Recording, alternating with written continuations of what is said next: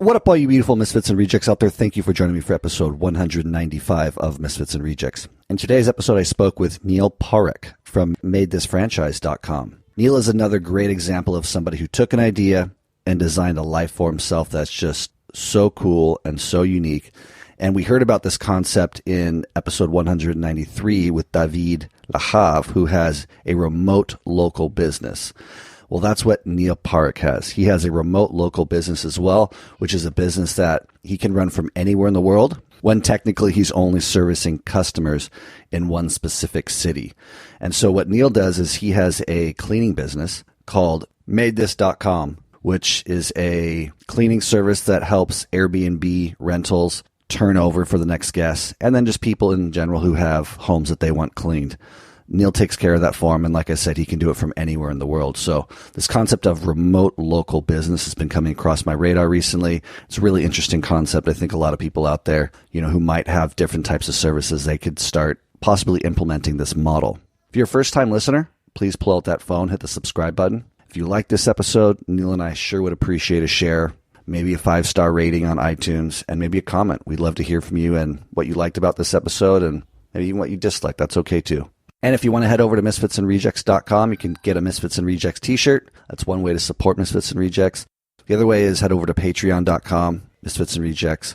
You can give a monthly donation. All is appreciated. Nothing is expected. But from the bottom of my heart, I appreciate you. Thank you for joining us today. Please sit back and relax and enjoy this episode with Neel Parekh from maidthis.com and maidthisfranchise.com. Welcome to Misfits and Rejects, a podcast about the lifestyle design of expatriates, travelers, entrepreneurs, and adventurers. I'm your host, Chapin Kruder. Enjoy. I didn't fit in America. With cocaine, there's just always too many guns and too many bad attitudes. I quit the limiting stories. Really try to overcome that fear.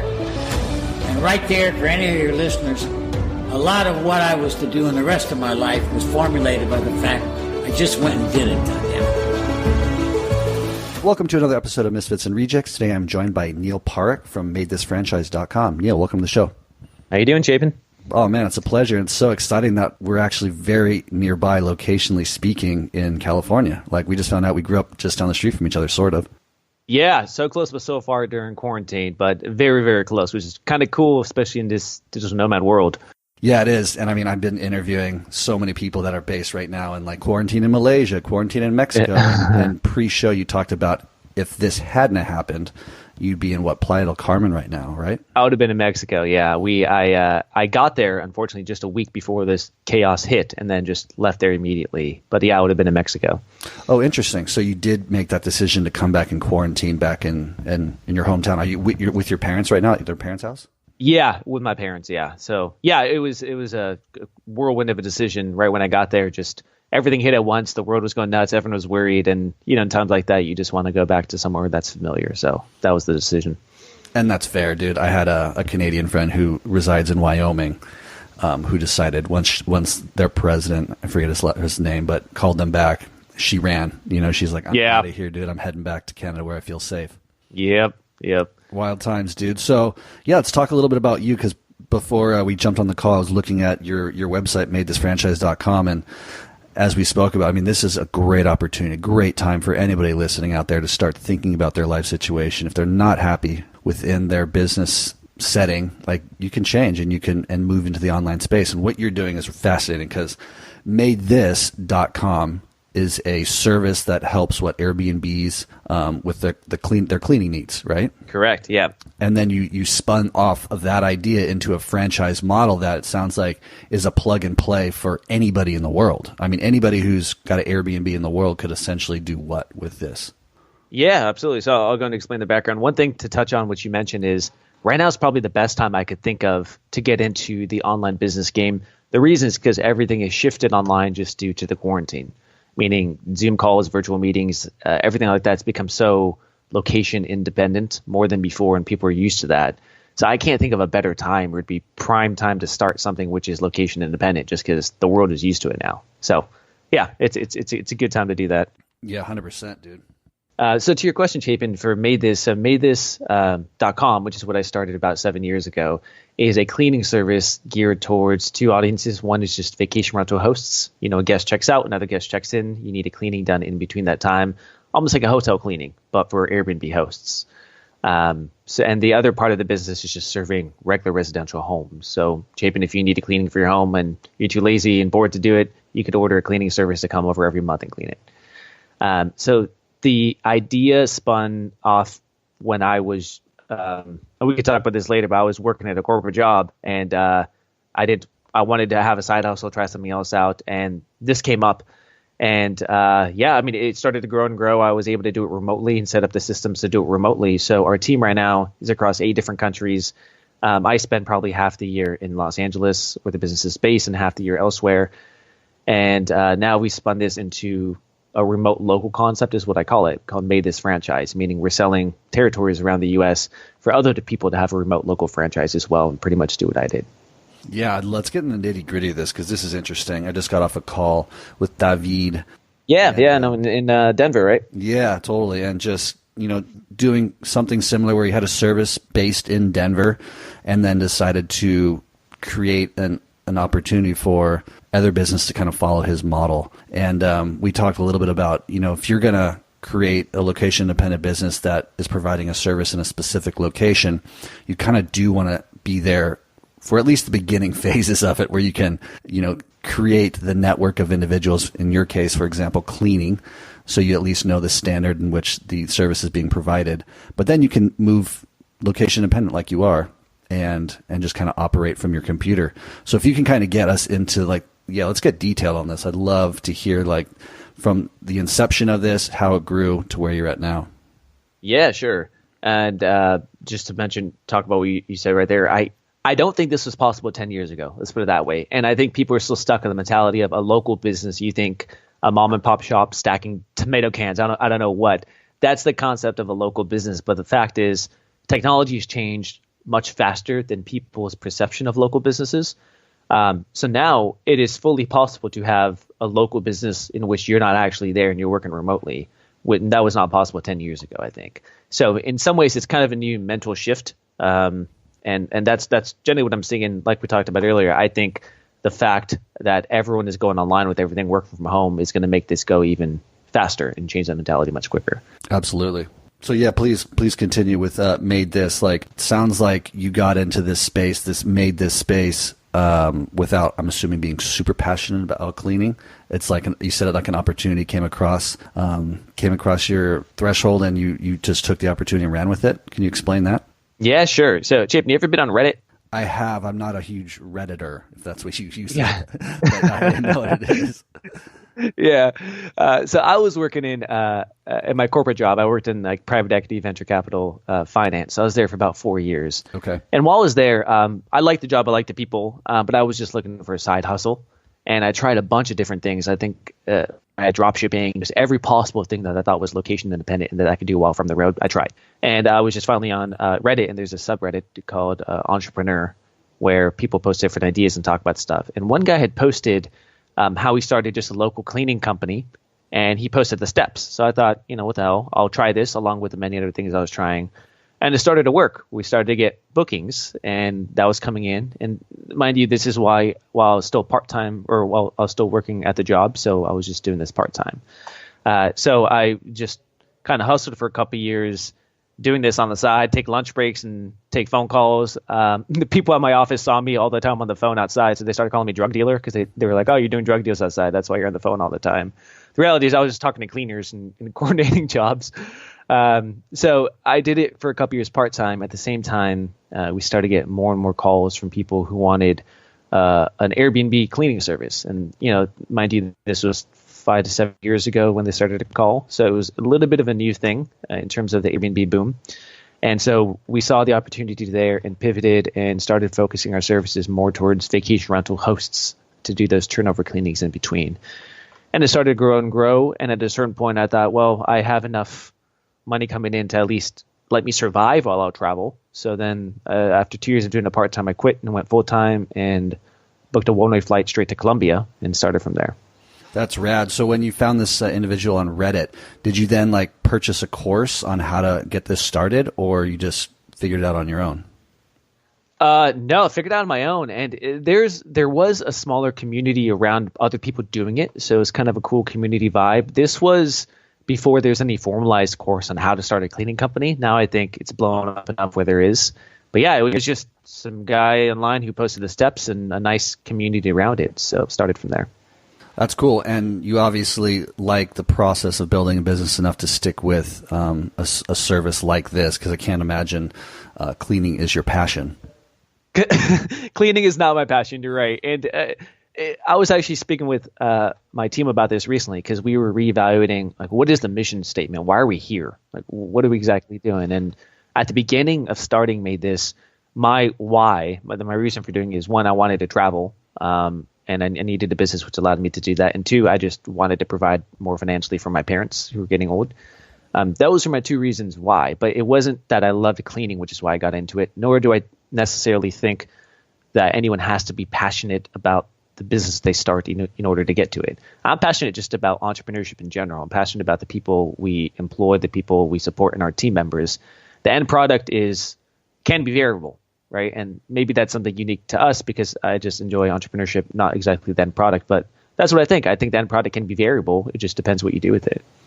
I agree. And I can relate to that why. Definitely, wanting to be location independent and then supporting my loved ones in times of need, or as they get older and they might need a little bit of financial support. When you say that you then bought a one-way ticket to Colombia and started or continued on, like, how established was Made This prior to that flight to Colombia?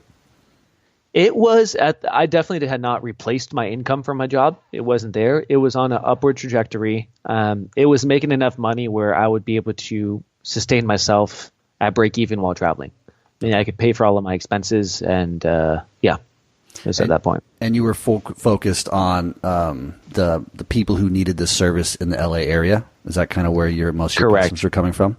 Yeah, now we've expanded to the Bay Area as well. So we also service San Francisco and the surrounding areas, as well as Los Angeles. But at the time, we were only focused on Los Angeles. Interesting. Yeah, let's talk about that in detail too. Like, how do you break into a new city when you don't necessarily have the network of people that you can outsource the service to? Yeah, so we have one individual who manages the Bay Area. He actually lives in Honduras. So we don't have any physical presence in San Francisco, but we still service the area.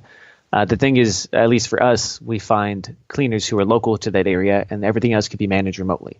Meaning if they call, it routes to our team member who's in Honduras to answer and to troubleshoot and try to help them out. So a lot of it's just do online research. The neighborhoods you should target. Where to advertise for, in our case, the cleaners. It's all stuff you would be doing from an office, but we're just doing it from an office in another country, basically. I love this. So cool. So when you branched out to the Bay Area, we'll use that as an example, you are posting an ad, for example, of people needing work to clean. Mm-hmm. And then you're also providing that cleaning service to hosts of Airbnbs and people who have homes that need cleaning. And you just put the two people together. And then, like, how do they not cut you out of that deal? Yeah, good point. So that is always a worry, and we right now are using independent contractors, right, as opposed to employees. But I think it can be variable. So with us, that is a worry. But think about who the cleaners are. They're people who are not great at marketing. These are people who don't know maybe where to get their next customer from. On the customer's end, they want something which is super easy to book and schedule, and they want great customer service. That's what people are accustomed to now. Mm-hmm. So we are providing services on both sides for the individuals. And the most important part is the amount we're paying the cleaners is what they're asking.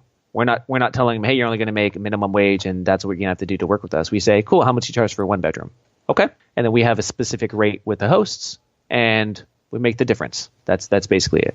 And then when it comes to the actual cleaning process and they're in the house doing the cleaning, like, who sets the standard of what's cleanly and what's not and what needs to be done? Yeah, great question. And that's always, honestly, the tough part, because everyone's expectations are different. So when we onboard a customer, we have to set very clear expectations on what cleaners are likely capable of doing, as well as what the hosts want. And that's the most important part, managing expectations on both sides. Usually when hosts come to us, a vacation rental turnover is generally the same type of thing, meaning make sure the guest who walks in is going to give you a 5-star review, whatever that means. Not everyone says, I want the beds folded in a specific way. Mainly, they just want the place cleaned and ready for the next guest to come in. So that's what we ensure the cleaners know, and also the hosts ensure the cleaners know of get a guest ready. That's basically it. Okay, I see. And then when you decided to make it a franchise, like how are you franchising this model? Yeah, sure. So in any specific city, obviously there's tons of vacation rental hosts.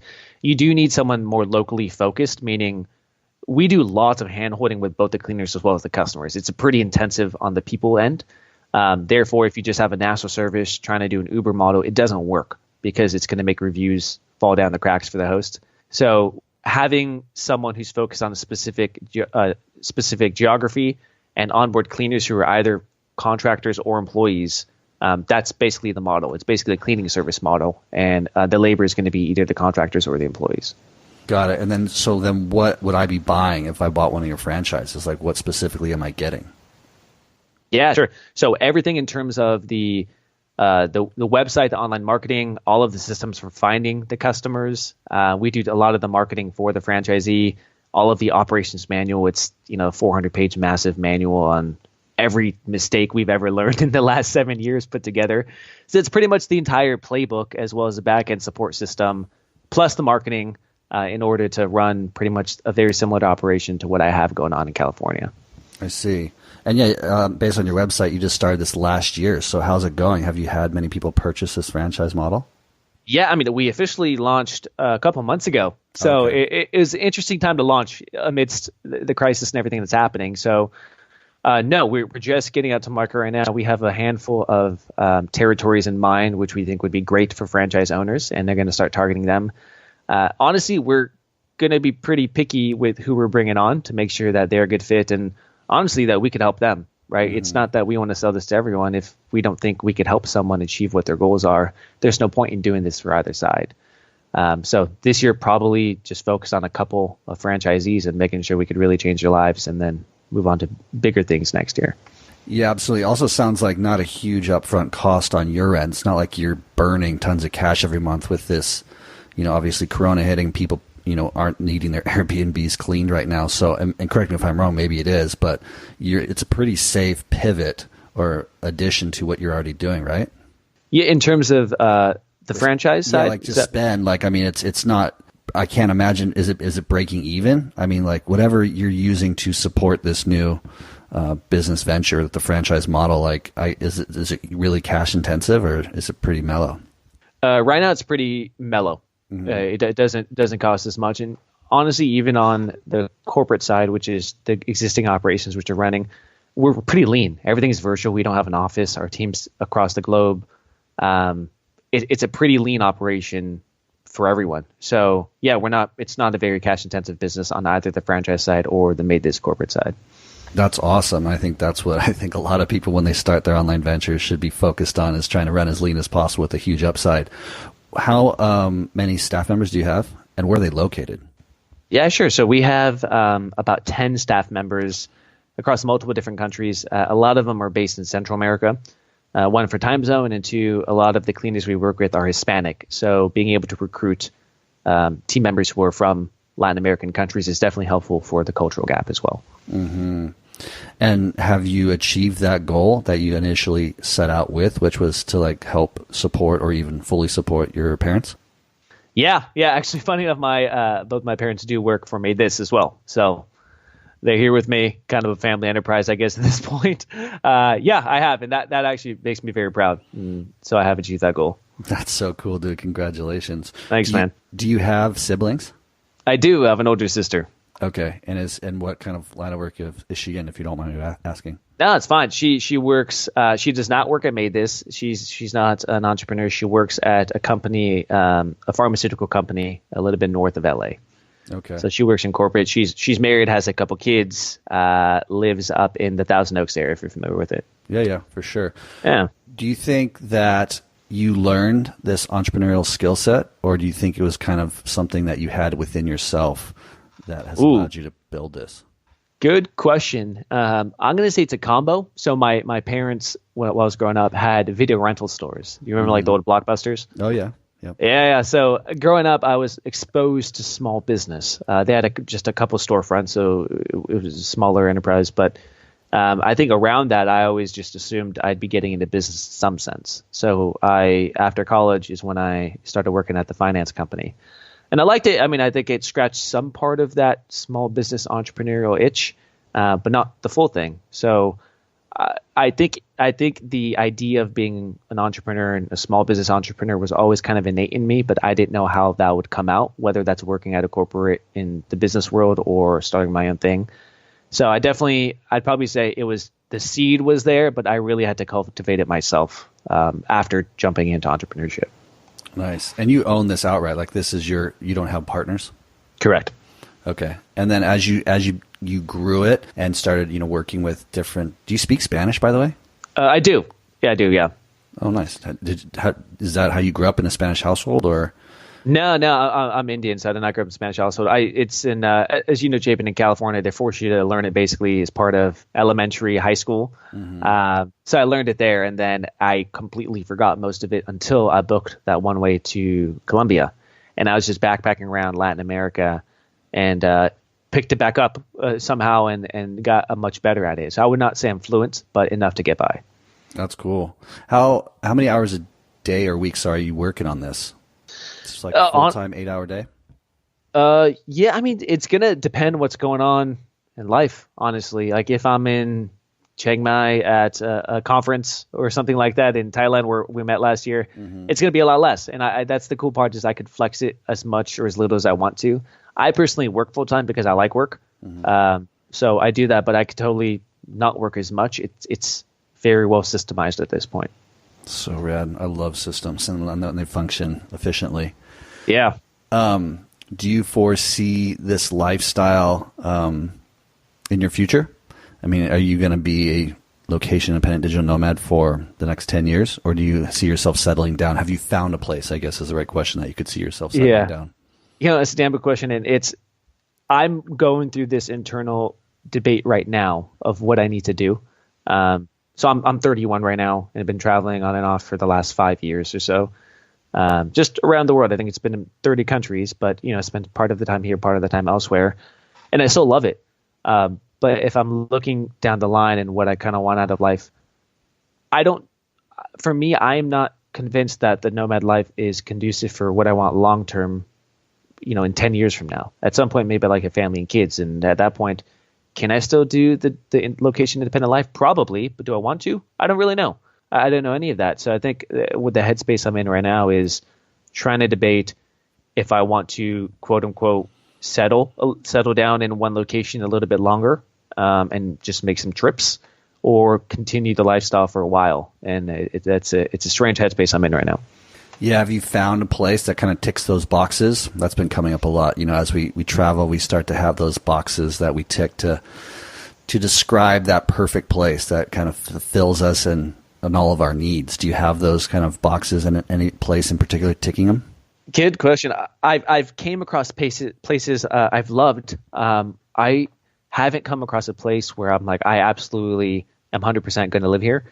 One place, honestly, is Southern California, just for specific reasons of, weather's good year round, and mainly family and friends are over here as well. So I have some roots over here. I'm familiar with it.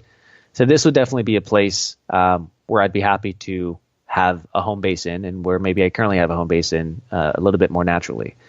Outside of that, I mean, honestly, places in Europe, like specifically Spain, I loved when I was there, and I thought, I could probably settle down somewhere over here as well. So those are the two options. Yeah, dude, I hear you. You mentioned you have Indian background. Have you been back to India much? Do you have family there? All the family's actually in the U.S. now, spread across a couple of different states. But I went there about a year ago, and unfortunately, I don't speak Hindi. But everyone sees me, and I'm Indian, so they start speaking to me in Hindi, and I'm like, dude, I could speak Spanish to you. I'm sorry. I don't know, unfortunately, what you're saying. Chapin, have you been there? I have, yeah. I spent 3 months there back in 2003, and it was very intense. It's come up a lot on this podcast because I'm always intrigued with people's own perceptions and experiences within India. I vowed I'd go back at least one more time. And, I think that as the distance or the time that's passed since I've been there has made me grow fonder of the experiences that I did have, but it's just so fucking intense, dude. Dude, it's so overwhelming. It's a polarizing place, man. When you go, I think what I always tell people when they ask me how it's going to be, I'm like, you're either going to love it or completely hate it. There's no in between. It's so polarizing because you just have so much stimulus coming at you everywhere. I went there with a friend last year, and we're walking, and we looked down an alleyway in one city, and he was like, dude, look at the alleyway. And I looked at the alleyway, and there was no one there. And that was the attraction, is that there was one space where our eyesight was looking where there was no people. That was the only time in the whole trip where we saw no people. It's just that crowded. Yeah, that's a profound contrast that I think anybody who has been there can relate to. Because, it's just like, oh my God, there's space with nobody. I'm going to go sit in the alley and drink a beer or something like that. Yeah. And it's kind of like, when I think about backpacking, right, I would think about Southeast Asia as basic level backpacking. It's very cheap, easy to get around. Then maybe you're looking at South America and you're like, okay, you probably should know a little bit about what you're doing when going to traveling. India, in my mind, I consider it expert level backpacking of you really better be prepared for what you're about to walk into. If you go in there and have no idea, it's going to be a rough time. So that's kind of how I look at it. I think that's a great analogy, and I totally agree. I've never been to Africa, and some countries in Africa, I guess I'm assuming, could have that similar sort of need to be a little bit more experienced. But dude, I've advised a few people who are going on their first trip, and I was like, Thailand's a great starter country. It's just culturally rich, very foreign feeling. However, it's extremely easy to get around, and I think that's what we kind of just described as a good starter country. Chapin, what would you say about Central America? You spent 10 years in Nicaragua. What would you say for someone who just wants to start and head straight to Central America? I agreed with you, and I haven't actually ever spoken to anybody about this, but it's not that easy. Because we came from Southern California, we are familiar with Spanish culture and the language to a certain extent. But, the bus systems in Mexico and Central America, they run, sort of. The chicken buses? Yeah, but it's not as efficient as, Thailand, for example. And you could easily be waiting for a bus that's scheduled, for a 12 o'clock pickup at a bus stop, and it doesn't show up, or it doesn't come by for, a few hours, after it was supposed to be there. And that's pretty common, unless you are taking the higher end bus systems down there that travel all throughout Central America and Mexico. Yeah, you'll get from point A to point B pretty efficiently with, it's a consistent happening of breakdowns on buses. I've definitely sat on the side of the road on a bus line that should have been quality, for hours waiting for another bus to come by and pick us up. So it's, I'd say intermediate level travel. And I think, but I think it's also dependent on the individual and the adventure they're looking for. If you're apprehensive, if you're listening right now and you kind of are somebody who's not wanting to jump in the deep end, like we just talked about, maybe Thailand. But if you are familiar with Latin culture and the language, why not jump across the border to Mexico and cruise around? It's totally safe. I think it's unfortunate the American media, just makes it seem just so scary and dangerous. But yeah, agreed. I just because of the nature of my business, it is location dependent, meaning I'm still working on the LA time zone. Because of that, for the first few years of my entrepreneurial journey, I was limited to basically Latin America and maybe Europe to go to because of time zone. So the first time I hit Asia was last year, or in late 2018. That was the first time I've ever been there after 5 years of traveling, which is crazy because I almost feel like Thailand is kind of the mecca of backpacking and starting your journey as a nomad. So the first place I went to was Latin America. And because of American media, I was scared. I wasn't sure what to expect. I took every single type of precaution available just because I didn't know what to do. And honestly, I think that the danger is a little bit overblown. It's not as dangerous as people think. It's not as dangerous as the American media makes it think. Obviously, we call it intermediate because you still have to watch where you are. If you're in Chiang Mai in Thailand, you can walk around at 3 a.m. anywhere and you're fine for the most part. It's not the same case in many Latin American countries. That's the main difference. Yeah, I would agree with that. I think with the people in Central America, they're equally as willing to help. I find like there's still like that those lost in translation moments that take a little bit longer to get what you need and want. Rather than, it's funny, I would say like you can find things quicker in Thailand, even though, I mean, Thais speak English sort of, but they still like, there's somehow it's just like, I feel like it's a little bit more difficult in Central America. You know? Yeah, I would agree. I would definitely agree. So then, you know, as you're a young man, you're 31, and you obviously have aspirations, sounds like, to, you know, maybe settle, start a family. What do you foresee over the next 10 years? Are you going to start more businesses? Do you have that in you? Are you pretty happy with what you've already created? Yeah, good question. I am pretty passionate about Made This franchise and what we're doing here. Mm-hmm. The franchise is built around what I've already built at Made This, meaning taking the systems of a remote team, taking all the marketing we learned, taking all the operations we learned, packaging it up, and allowing other people to have the same type of quote-unquote success that I've had in terms of achieving a lifestyle I want to. So I am actually pretty passionate about trying to grow Made This franchise as much as possible, try to help out as many people who qualify as possible, and just grow this thing into kind of a beast and see what happens. I think after that, who knows how things will change. I'm sure at some point in my life I'll start another business. But for now, I'm actually pretty happy with Made This and Made This franchise. That's cool, dude. And you got your parents working for you. Can I ask what specific roles they have within your business? Yeah, sure. So the minor roles, they both work part-time. So they're both pretty close to retirement age as well. So they're just, you know, I'd almost call it like a little side job for them, which is fine. My mother helps with cleaner onboarding and helps with operations. And my father helps with quality checks for some of our larger clients. Nice, dude. Very cool. With, you know, maybe quarantine being lifted at some point here in the near future, do you see yourself jumping back down into Mexico, or you have a new place that you're going to try to get to? The concept of international travel versus domestic travel this year, I'm not sure. I think a lot of us, you and me, Chapin, are probably itching, and a lot of people in the DC crowd are itching to leave and go to a different country.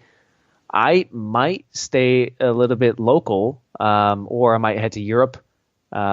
So honestly, it's completely open-ended. I've not exactly figured out. And yeah, how about yourself? I've been trying to get to Trinidad and Tobago.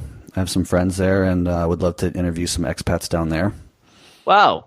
I have not heard much about that. How is that in terms of a spot to post up in? That's a great question. And just my friends have been there for the last 2 years building a mansion for some Canadian gentlemen. Mm-hmm. And so I've kind of felt the pulse of it just through them and their emails. And it sounds, again, just like you pointed out, like a country that not many people talk about, but super cool, with a very unique expat scene and culturally very interesting. And those are the places I'm most attracted to. You know, just something that you don't hear about too often, but obviously we know about. And I want to go figure out what's going on down there and capture some cool stories. Nice. Chief, I have a question for you. Mm-hmm. Your quote, one of your bases, I guess, would be close to where we are in Orange County. Mm-hmm. Do you try to pick places you travel to based off of the distance to your home base? No, never. It's always based on intrigue and necessity. So I love Thailand with all my heart. It's not a place that I would probably travel to unless you guys were there, the DC members, you know, like that group of people that I've grown to love and really respect and need in my life. I am attracted to, like I just said, like places that I'm unfamiliar with and that maybe have a little bit of a stigma behind them, to go kind of suss out what's real, like what's real news. Like I interviewed the couple from Nomatosaurus. It's a blog, and they focus on, like, you know, the Middle East, like Rajasthan, Tajikistan, Afghanistan. And it's like, whoa, that's crazy. I mean, I know of these places, but as an American, they obviously have huge stigma behind them. And they're like, these places are incredible, you know, nicest people, so safe to travel. I mean, aside from the parts of Afghanistan. And that's intriguing to me. And I want to go, you know, get on the ground and get real news, if you will, and talk to people. Like what the guy was actually talking about, how like a few years prior he was sitting in, I think, the capital of, I'm going to make this up, like Kazakhstan. And a Frenchman walked into this little bar he was at, who seemed very rough, and sat down and kind of started conversation with him. And it turned out the guy had been walking for the last 25 years around the world. Jeez. Just walking. You know, you meet characters like that for me, and that's just so powerful and interesting. And those are the stories that I think originally Misfits and Rejects was founded upon. Mm-hmm. But obviously, like, the deeper I got into the digital nomad lifestyle design thing, it's like your story is equally as powerful as his story to a whole different audience.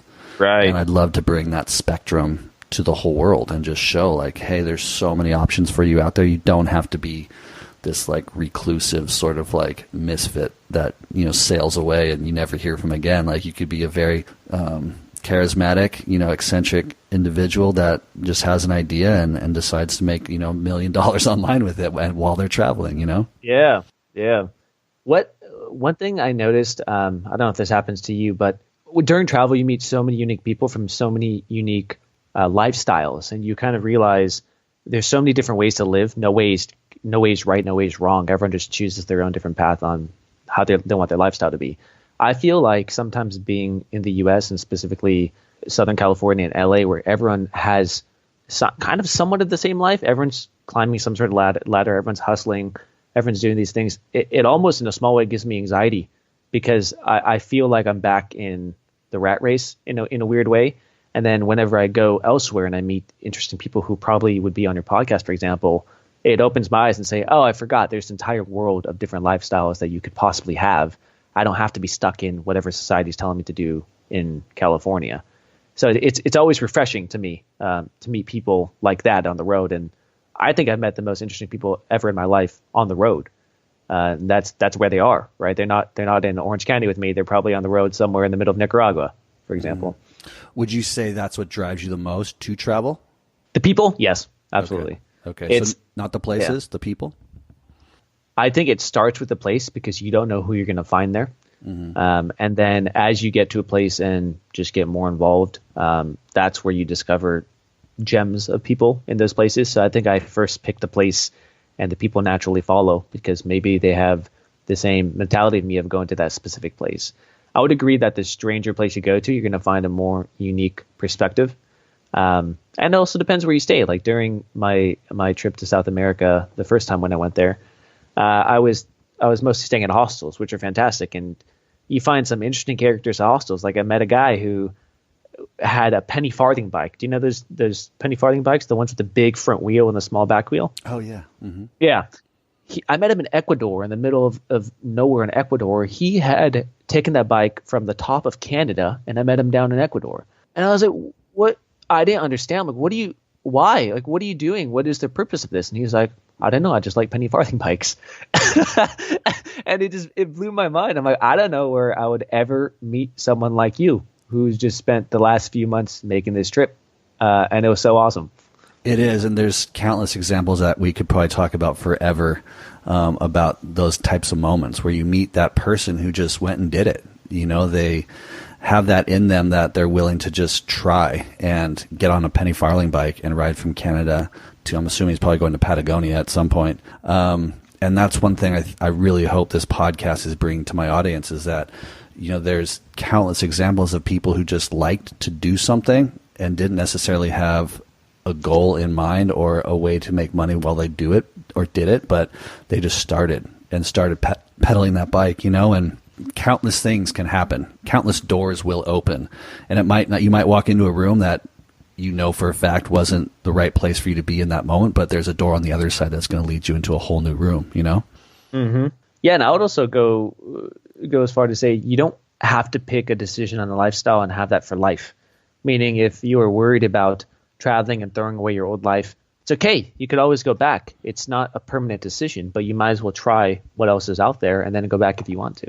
Yeah. That's a little bit about what I did, I guess, is at the beginning, I thought I'd be traveling for a very long time, and I was doing frequent trips, moving at a much faster rate between countries and between cities. And like a lot of people, I kind of just slowed down, and I said, well, I think I'm changing now. Maybe this isn't what I want anymore. And right now I'm posted in California, and maybe I'll be here long term now. I don't know. It just kind of changed in my mind. But I guess the idea is at the beginning, I thought I'd be traveling maybe forever, and now it's completely morphed into something else. And that change is completely fine. It's going to happen. Mm-hmm. What was your style when you first got on the road? Was it week there, month there, or what was your style? Dude, it was quick. I think 3 weeks in every country. I was like 1 week in each city. I was just going. Interesting. And then what about, you obviously had to work. So there's obviously work spaces. What do you call them? Like co-working spaces that people use. Mm-hmm. You could probably just do it from your hotel room, I'm assuming. What's your style? Yeah, I tried to go to co-working spaces when they're available. I actually used to pick cities and places to post up in based on if they had a highly rated co-working space or not. That was my thing. Because for me, fulfillment, I get a lot of fulfillment from work, meaning I can't just travel. I'd get bored very quickly. So I want to work a proper work week throughout the week and be productive. And I do that best at a co-working space. So yeah, I'd actually pick places based off of if they had a really good co-working space or if they had a really good co-living space as well, which I think is another place to find very interesting people.